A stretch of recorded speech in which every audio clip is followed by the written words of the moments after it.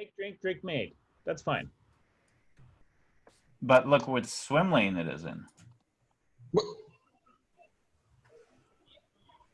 Right. The server makes the drink, the kitchen makes the food. Yeah. So that's where you're describing. There's your if statements, right? That's part of your Saga. I don't need this thing to be an aggregate. In fact, I don't want it to be an aggregate. That's also really bad, detail, Adam, right? Because when we talk about event models, most of the time we don't talk about aggregates, these specific thing. It's a detail. It's not important if something is implemented as an aggregate or a mere read model or something. Well, I wouldn't go that far. I think if we're going to be using those terms, we have to realize that they imply quite a lot for information systems. If you are talking about an aggregate, you're essentially talking about a stream of events to orchestrate state for an entity, and I think that is important. So if you're going to start throwing those terms around, then you have to be really, really careful about what you're saying, because this order slip is not an aggregate. It's serviced by multiple aggregates that can talk about a specific drink being made or not. That drink order may have, half sweet please or something like that, right? And it may have other decorations that happen to it as it's being made for extra information. But once it's made, that is, that may or may not be on the order slip in terms of how it gets marked as done. Yeah. But still, it might be kept as a layer and not as part of the base model. I think you would have it as the base model, because you still want to go to the base model to know how, well, let's say it's something more realistic, like a burger with, hold the pickles and whatever, and there's a substitute thing. They didn't have onions, so they put in scallions, whatever, right? Maybe that's important because they want to know that if someone was allergic and the cook made a substitution, there's a problem. There was no communication that went out to say that we need to check for allergies because it's not a standard thing on the menu that we put in there. So those are interesting things, and they do affect the state of how that burger is made. And so therefore that is a detail that is important to the core event model. And it's important to talk about the fact that it's a stream of events that pertains to that burger. Yeah, Adam, it's Darren here. The thing that I'm getting from you is that you're giving slightly greater importance to read models, which in other literature, in DDD and CQRS, etc., is kind of relegated just for views. It drives how users react to the system in other terminology. But what you're saying here is that the read model becomes a stateful item that can actually substitute these technical termed sagas. Is that correct? Yeah, I think you're very correct. I think in most of the CQRS event sourcing DDD things, we're really focused on getting the state correct.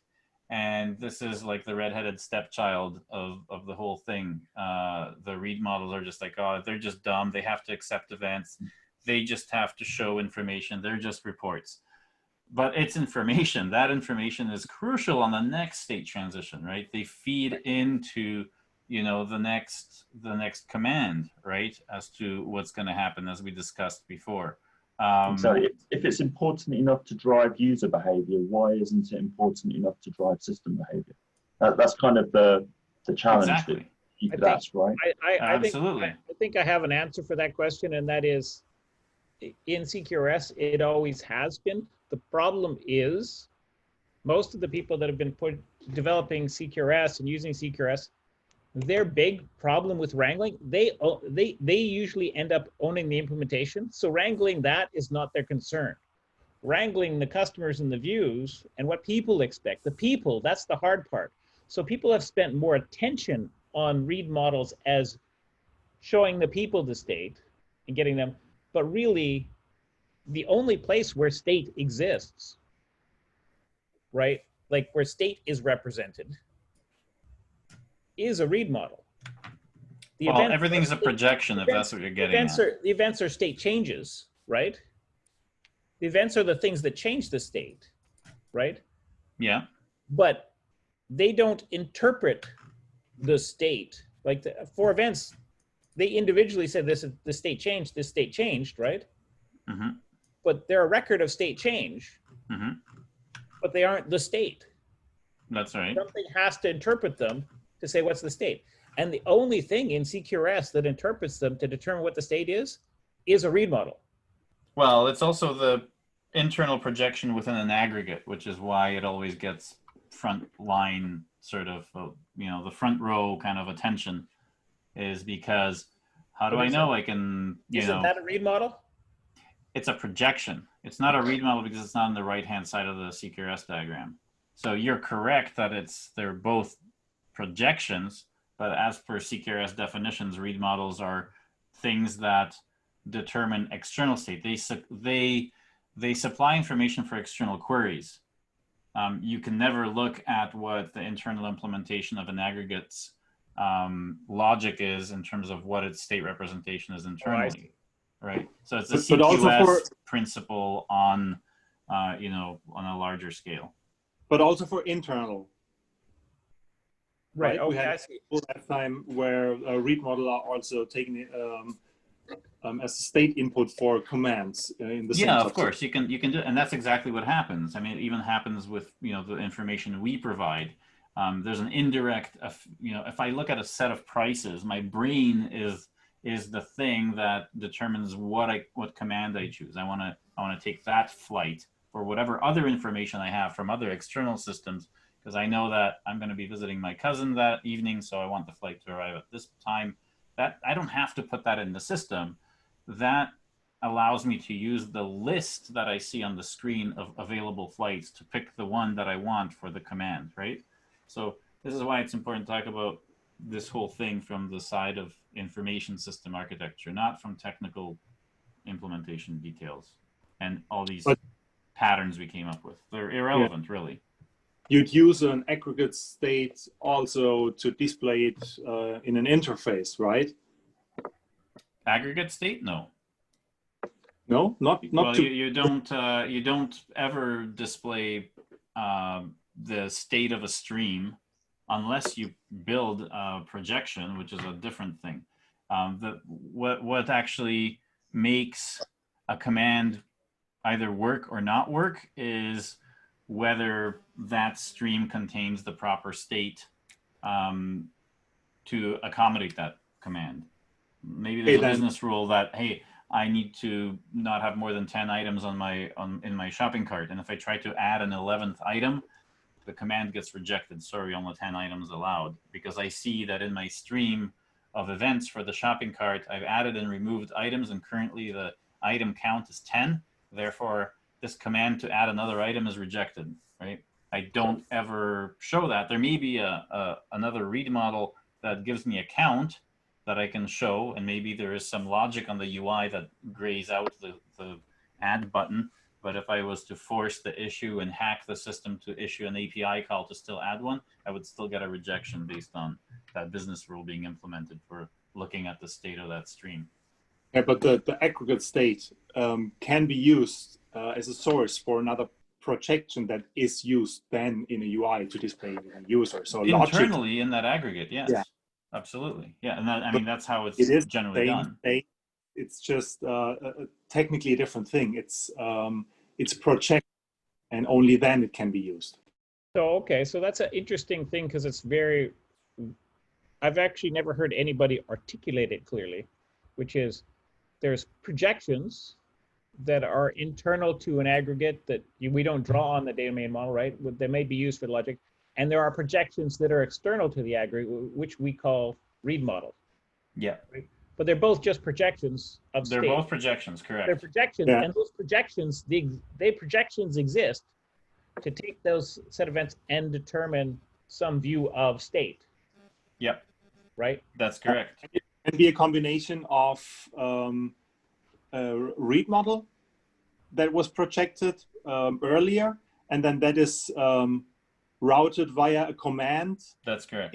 inside an aggregate, and then the build-up or cached or whatever internal aggregate state in combination with a read model that came via the command, That's then correct.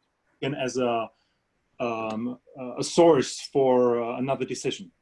So interesting, Adam. The question is there, when you like, this is a rabbit hole kind of question, is like on event modeling, is there ever a need to represent on the screen, on the diagram, that the internal projection?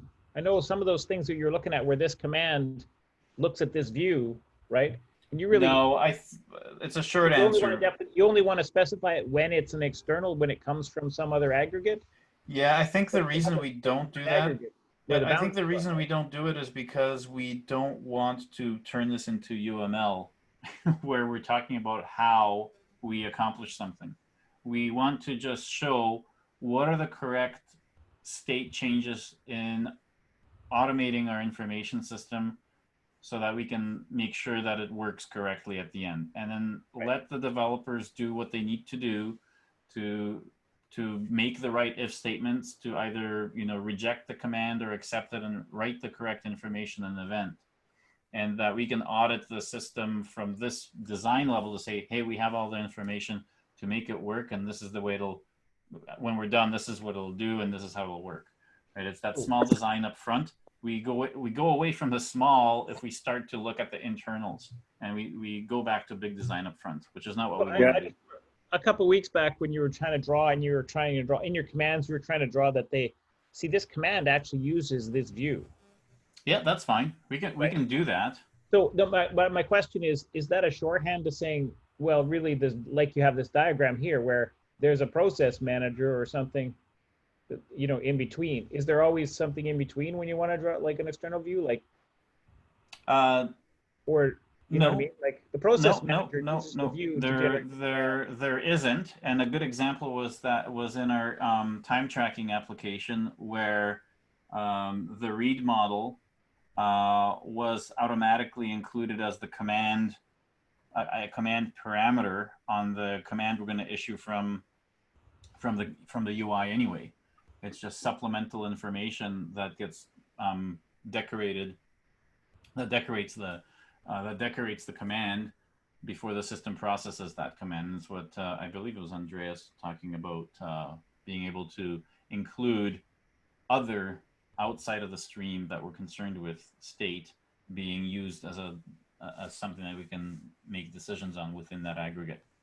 Yes. So Adam, how do you represent that on the diagram? Because is it possible to draw an arrow from green to blue, or does it have to it's implied, and this is the overlays that we're talking about. It's the same kind of thing. Can we draw the order slip saying that it's actually going to live with the system that's the waiter, right? That's the person walking around. Those are things that are fairly important in some ways, and that's the next part in kind of event modeling, is making sure that I can make sure that this read model, I know that this team will take care of the event handlers and programming them, because that's the closest domain that responds to that. And I like them to be in the middle so I can show the input output. But at the same time, you kind of also want to show ownership from Conway's law, that, hey, this table actually, the event handlers are administered by, this team that's working on all these food deliveries. So that's the next chapter. And the other one, in terms of feeding, the state of the table or the state of the order slip to delivering food, it's we do it by convention, by showing the data. The example data should show that it's actually the data that's in the food, like the parameters here. When we float over this, if we actually have the description and say, what food is being brought. We actually have we actually have that information repeated from here. So by convention we can see it, but we played around with just having a dotted line between the two, so that it's an invariant that we're going to have in there. So the thing I would say about that, if I know the kinds of dynamics that occur in kind of your corporate enterprise teams like I occupy, is that if it can be represented explicitly through the gear icon, I've got a bad feeling that people will make a habit out of using that to express what you've just described as implied. Does that make sense? They'll gravitate. You actually need it. And I like the abuse of the gear icon because it makes it explicit that you have automation happening here. And it's not just, you know, these implicit things that we see with other people making events directly go to a command and that command to another event. It's like, oh, that's so simple. It just goes through these things. No, it's not that simple. We actually want to show a more, you know, disciplined approach to how state is treated throughout the entire. Well, I think it's explicit because the thing is, what we might have is, you know, this is a process that's doing this, an automated process, but that could easily replace at the start of the system. There's no automated process. There's a person. So then you have to make a view and a UI where someone checks that view and checks the state. That's right. Right. So that's right. And that's where this cadence of these things matters, right? You're saying that obviously information, you can see the information flow from order slip up to food server to deliver food. Something's making that decision, right? Yeah.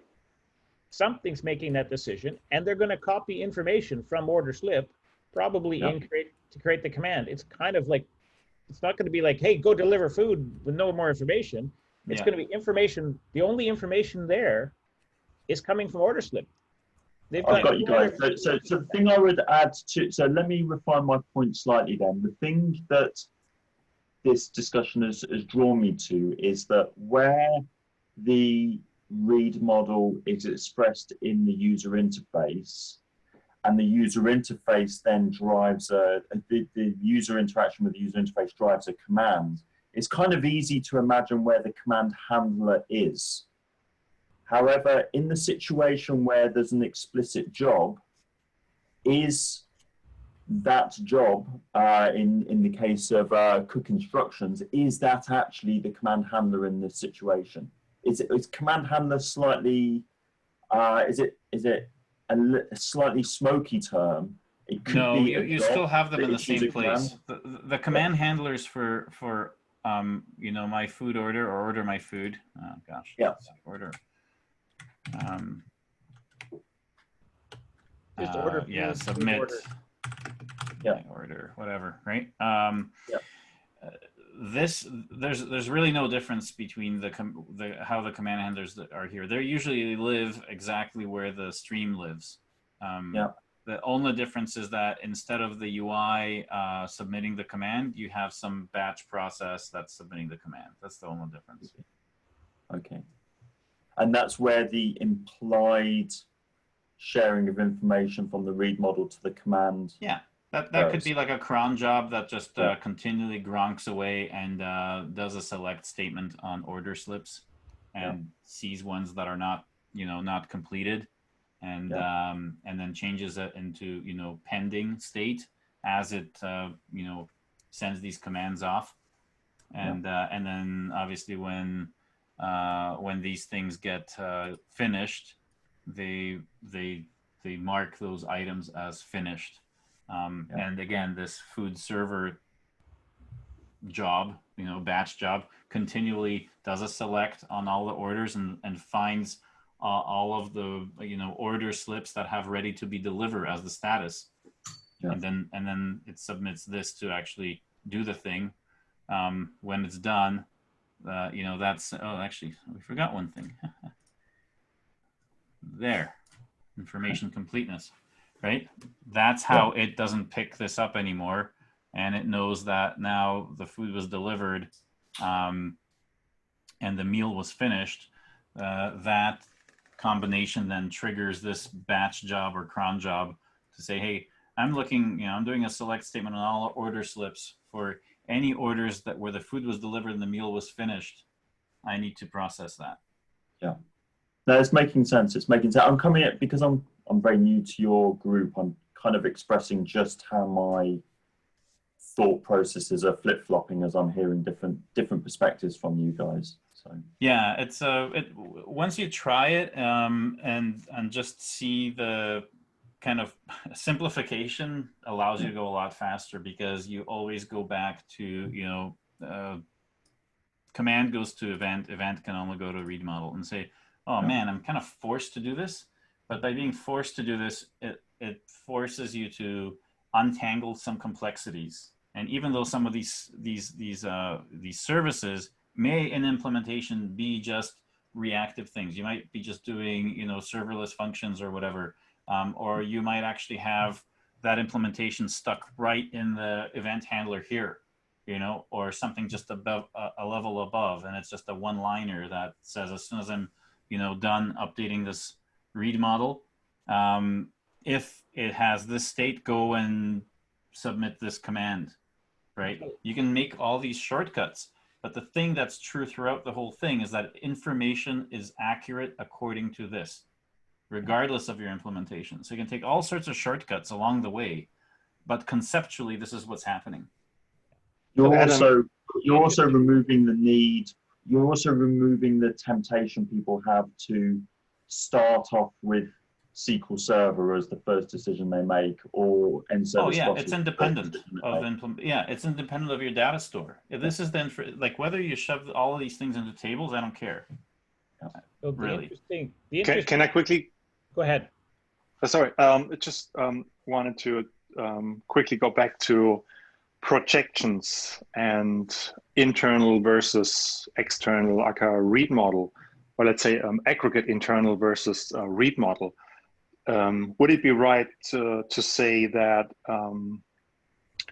those aggregate external projected states, those are manifested as a read model, and the aggregate internal state is not modeled explicitly, but kind of implicitly via the state that every event contains? Well, one thing's missing from ONote, and that's given when thens. So we do actually talk about the different ways that this event can end up by doing a bunch of given when thens. So let's say there's a bunch of business rules for this, and this is not enough to talk about how the data changes in all the different ways it can.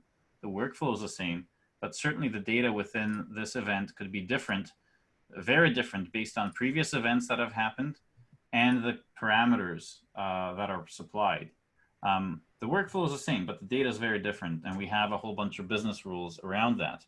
So what we would do, and this is the next part in ONote, is to have basically the given when thens, where I can have a whole bunch of previous, like, different scenarios where I have, given that these previous things have been done, when I get this, you know, go cook things, I get a failure because maybe I'm out of inventory. Maybe it's integrated with the inventory system. I ran out of patties. Sorry, you can't have your burger. So the waitress now has to go back and say, sorry, we're out of patties. You're gonna have to, like, order the fajita or whatever.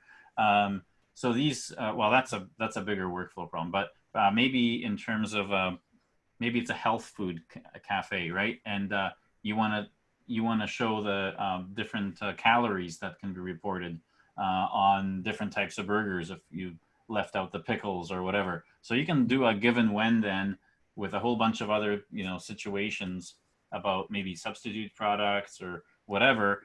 But the workflow is the same, just the data is different inside, and those would be given when then. So a lot of times we do that by example. So we never specifically make a flow chart or anything like that, but we by example say, and this is what Greg's been saying for years, right?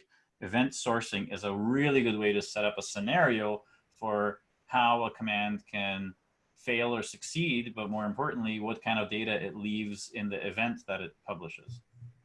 Right, but you can... Yeah, but is it right that the given and all those events, they might affect not only one aggregate / entity, but they might affect more than one, right? Of course. Let's say in the same subsystem. Yeah, you would do one for each, right? So I would do a bunch of given when thens for this command. I would do a whole bunch of given when thens for this command. And if I'm sharing the same scenario, well, that's for me to really reuse those scenarios. If I want to have in my implementation a shared variable that I set up when the test class is instantiated, that's fine. I can use that same set of events as something that I feed into, you know, my aggregate, right? So that's fine for that. And then, and same thing with the read models again, because going back to, you know, what we talked about with Rick was that these are just projections. So the given thens for all the different states that the slip can be in, we can imagine a whole bunch of given all these events, the order slip looks like this. So And we can build those up over, you know, what does it look like by default? What does it look like with, you know, the first event? What does it Adam, look like with the subsequent events? so Adam, one of the things I'm noticing that if you want to organize your given when thens and start getting a lot of them, is there's an opportunity to consider the given then, right? As you're going to have these reusable states that you're saying, in this state, when I do this command, this happens in this state. So basically, to get that state, you want to define that state. Given all these events, then this read model shows me this, right? And you can say now, if I want to say, I want to kind of cut and paste that a few times and say, now, given, now when Yeah. when you're in that, when those things have happened, when I do this command, right? Mhm. These will, you know, these things, when I do that command, these will happen. When I do that command, like, so you can actually, you can shortcut it like with the given then, because that's really all that is given when then is, you know, there's an implicit, given all these events, right?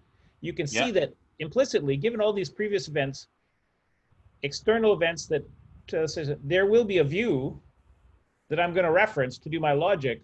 Yeah, right? of course. Yeah, you So can stack given, these things. you know, so basically Yeah, yeah. what a lot of people do is when they ask you, well, given that I have this state of my order, right? Mhm. Then I want to do this, right? What they're really asking for is given, there's a given then, right? Given all the, how do you get that state? And this is what keeps them honest. Let's draw through the events that get me that state,